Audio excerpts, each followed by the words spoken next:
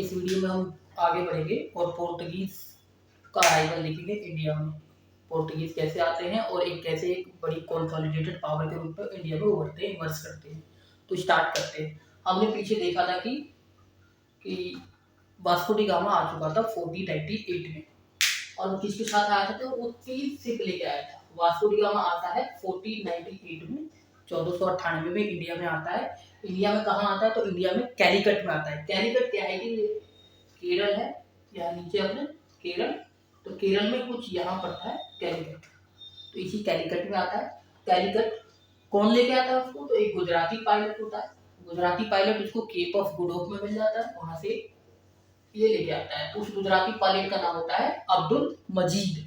तो ये अब्दुल मजीद जी है जो पोर्तुगीज को इंडिया में लेके आए थे। फिर ये जैमोरिन कौन है? तो ये एक हिंदू रूलर है कैलीकट का। ठीक है, अब क्या होगा? ये वास्को डी गामा इंडिया में आता है, ये प्राइवेट प्लेयर है, मतलब एक इंडिविजुअल है जो ट्रेड कर रहा है पर्सनल बेसिस पे। तो ये करता है, इसके आने से ना जो मुस्लिम मिडिलमैन थे, इनकी तो मोनोपोली होती है वो खत्म होती है, क्योंकि एक नया बंदा आ चुका है जो यूरोप माल लेके जा रहा है डायरेक्टली इंडिया से। अब बीच में जो अरेबियन ट्रेडर्स हैं उनकी कोई जरूरत नहीं पड़ रही है। तो इसलिए जो अरब के ट्रेडर्स हैं और अरब के जो रूलर्स हैं वो दोनों गुस्सा हो जाएंगे। वो गुस्सा हो जाएंगे, किससे गुस्सा होंगे? एक तो इस जैमोरिन से गुस्सा होंगे और दूसरा इस वास्को डी गामा से गुस्सा होंगे। जैमोरिन ने इनको यहाँ आने दिया, उनका वेलकम किया इसलिए, और फिर वो जो वास्को डी गामा आया है उन्होंने मोनोपोली एक तरीके से उनकी अंत कर दी। मिडिल मैन वाला जो काम था वो भी खत्म कर दिया। अब वास्को डी गामा इंडिया में आता है ना? अब जब ये जाएगा तो इसको कितना प्रॉफिट होगा? 10 गुना प्रॉफिट। 10 गुना प्रॉफिट किस व्यापार से? पेपर, मसाले, काले, जो काली मिर्च होती है, काली मिर्च, उसका व्यापार कर रहा था, उससे इसको 10 गुना प्रॉफिट होता है। अब ये 10 गुना किसका है? इसको आने जाने में जो टोटल खर्चा आया था उसका 10 गुना है। और पूरे यूरोपियन मार्केट्स में बिल्कुल हल्ला हो गया कि एक बंदे ने जगह खोज ली और 10 गुना प्रॉफिट उसको मिला। ये दोबारा आता है 1501 में, वास्को डी गामा दोबारा आएगा, है ना? और आने के बाद क्या करता है?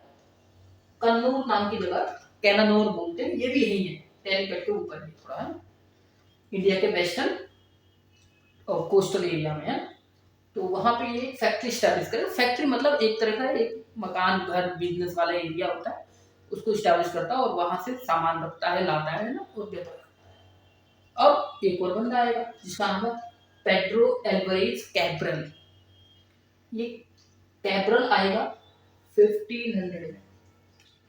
ये आने के बाद एक फैक्ट्री स्टैब्लिश करेगा कैलीकट में, वही कैलीकट, वहीं पे ये एक फैक्ट्री स्टैब्लिश करता है। देन जो अरब ट्रेडर्स, अरब रूलर्स हैं, उनके साथ इनका कॉन्फ्लिक्ट बढ़ जाएगा, क्योंकि नए नए बंदे जब आ रहे हैं ट्रेड में तो उनको और धक्का लग रहा है कि हमारी मोनोपोली, मिडिल मैन सिटी सब खत्म हो रही है। 1503 में इस खतरे को देखते हुए जो ये पोर्तुगीज लोग हैं, ये अपनी फर्स्ट फैक्ट्री तो पहले स्टैब्लिश कर चुके हैं कैनानोर में, है ना? और ये क्या करेंगे? एक फोर्ट बनाएंगे, ये सुरक्षित रह सके। पहला फोर्ट बनाएंगे, कहाँ बनाएंगे? तो ये कोचीन नाम की जगह पे फोर्ट बनाते हैं। कोचीन, आजकल जो कोची नाम की जगह केरल में पड़ती है, कोची यहीं पे, वहां ये एक फोर्ट बनाते हैं जहाँ सुरक्षा रख सके, व्यापार कर सके सुरक्षित होकर। फिर एक और बंदा आएगा आगे, उसका नाम है फ्रांसिस्को डी अल्मीडा। ये क्या है? ये पहला व्यक्ति है जिसको कि पुर्तगाल का राजा, पुर्तगाल की गवर्नमेंट भेज रही है। तो ये फर्स्ट गवर्नर है, फर्स्ट पोर्तुगीज गवर्नर है इंडिया में। और ये 3 साल के टेन्योर पे इंडिया में आता है, 3 साल के कार्यकाल पे आता है। 1505 में आता है, 1505 में आता है। और ये ऐसे ही नहीं आया है, क्योंकि अब दुश्मनी मोल ले ली है, अरब ट्रेडर से ले ली है, जैमोरिन भी है, और भी रूलर्स है, गुजरात के भी कुछ रूलर्स है, इवन इजिप्ट का भी रूलर है, वो सब गुस्सा हो गए। तो ये फोर्स के साथ आता है, बहुत बड़ी फोर्स होती है इनके पास। कैसी फोर्स? नेवल फोर्स, नेवी अच्छी बिल्ड करते हैं, है ना? और ये अपना दूसरा फोर्ट बनाते हैं, दूसरा किला बनाते हैं कैनानोर पे, कैनानोर नाम की जगह पे दूसरा अपना फोर्ट बना लेंगे इस खतरे को देखते हुए। अब इसको भेजा क्यों गया? पोर्तुगीज पावर को, पोर्तुगीज की पोजीशन को इंडिया में सुदृढ़ मजबूत कंसोलिडेट करने के लिए इसने आते ही क्या करा, मुस्लिम ट्रेडर्स है के व्यापार को डिस्ट्रॉय करना शुरू करा। ये कैसे करा? तो पूरा इंडियन ओशियन है, उसमें एक अरेबियन ओशियन का पार्ट है वेस्ट में और एक बे ऑफ बंगाल है। इस पे 3 चोक पॉइंट है बेसिकली, है ना। एक है अदन, फिर एक है मलक्का और एक है ओरमुज। ये 3 जगहों पे इनने क्या करा, सीज कर लिया, कब्जा जमा लिया। अब ये तीनों एंट्री पॉइंट है, चोक पॉइंट है, यहीं से आना जाना है, उसके अंदर एंट्री लेनी है।